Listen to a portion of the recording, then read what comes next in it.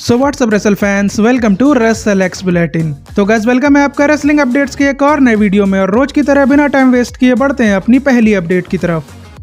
सबसे पहली अपडेट जुड़ी है जेकब फाटू से, जिनका अब ऑफिशियली बेबी फेस टर्न हो चुका है और अब स्मैकडाउन पर उनका फ्यूचर क्या होने वाला है उससे रिलेटेड अपडेट सामने आई है, जिसके अकॉर्डिंग जेकब फाटू अब जिमी ऊसो के साथ मिलकर काम करने वाले हैं। ऐसा इसलिए क्योंकि जिमी ऊसो तो पहले से ही सोलो सिकोआ और जेसी मटेओ के साथ फ्यूड में इन्वॉल्व हैं और अब जेकब फाटू को भी सोलो सिकोआ से प्रॉब्लम है, जिसकी वजह से जेकब फाटू और जिमी ऊसो को साथ में मिलकर काम करना पड़ेगा। बट इसके अलावा स्मैकडाउन पर जेकब फाटू के लिए एक और प्रॉब्लम है और वो ये है कि डेमियन प्रीस्ट की नजर यूएस चैंपियनशिप पर है और बहुत ज्यादा चांसेस हैं कि जेकब फाटू नाइट ऑफ चैंपियंस में डेमियन प्रीस्ट के अगेंस्ट मैच करेंगे, जिसमें सोलो सिकोआ की इंटरफेरेंस की वजह से हो सकता है कि वो अपनी चैंपियनशिप भी हार जाएं, जो उनके लिए तो बुरा होगा बट सोलो सिकोआ के साथ उनकी समर स्लैम वाली फ्यूड के लिए काफी सही रहेगा। और अभी तो स्मैकडाउन पर यह भी देखना इंटरेस्टिंग होगा कि सोलो सिकोआ जेकब फाटू के अटैक का जवाब किस तरह से देने वाले हैं।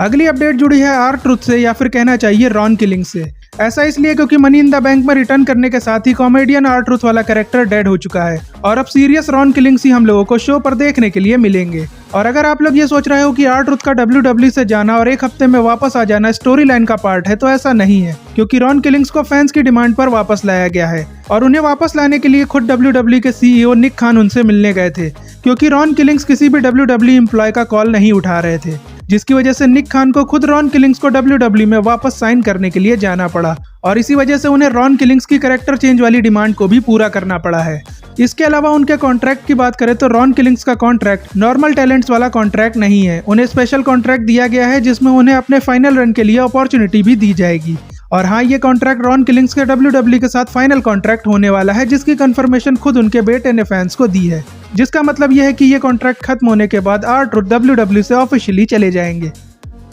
नेक्स्ट अपडेट रिलेटेड है मर्सिडीज मोने AKA साशा बैंक्स से, जो अपनी खास दोस्त नेओमी के money in the bank contract को जीतने से काफी ज्यादा खुश है और इस खुशी को उन्होंने अपने एक्स अकाउंट पर भी शेयर किया है, जिसे आप स्क्रीन पर देख सकते हो।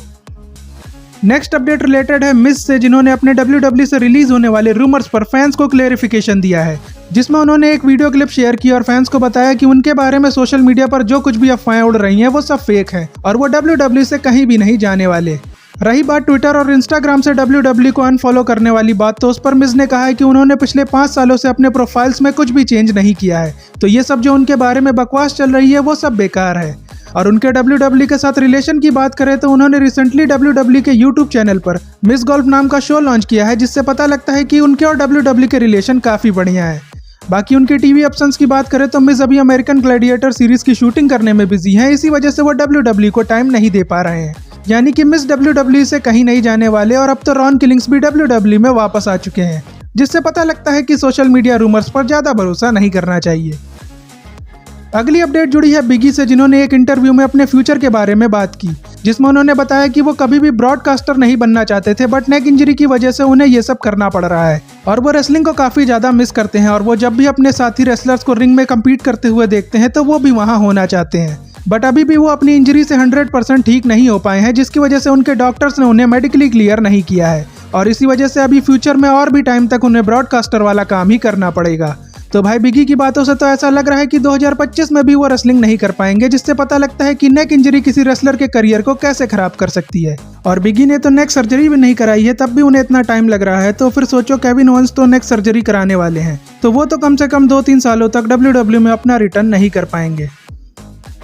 नेक्स्ट अपडेट जुड़ी है जॉन सीना के नाइट ऑफ चैंपियंस PLE के अपोनेंट से। तो guys money in the bank में जॉन सीना और लोगन पॉल के बीच हम लोगों ने बहस देखी थी, जिसकी वजह से बहुत ज्यादा चांसेस हैं कि Logan Paul he John Cena को नाइट ऑफ चैंपियंस PLE में चैलेंज करेंगे। ऐसा इसलिए क्योंकि लोगन पॉल कई बार इंटरव्यूज में ये बोल चुके हैं कि वो जॉन सीना को एक बार 1-on-1 फेस करना चाहते हैं और जॉन सीना भी रिटायरमेंट टूर स्टार्ट होने के पहले से ही लोगन पॉल को फेस करना चाहते थे। बट अब रॉन किलिंग्स ने जिस तरह से मनी इन द बैंक में रिटर्न किया है, उसके बाद ऐसा हो सकता है कि WWE अपने प्लान में चेंजेस कर दे और इस वजह से हो सकता है कि WWE लोगन पॉल को रॉन किलिंग्स से रिप्लेस कर दे और जॉन सीना और रॉन किलिंग्स का एक बार फिर से हम लोगों को मैच देखने को मिले नाइट ऑफ चैंपियंस PLE में। बाकी इसके अलावा ट्रिपल एच ने अगर और कोई अपोनेंट प्लान कर रखा होगा जॉन सीना के लिए, तो उसका पता कल रॉ पर हम लोगों को चल ही जाएगा।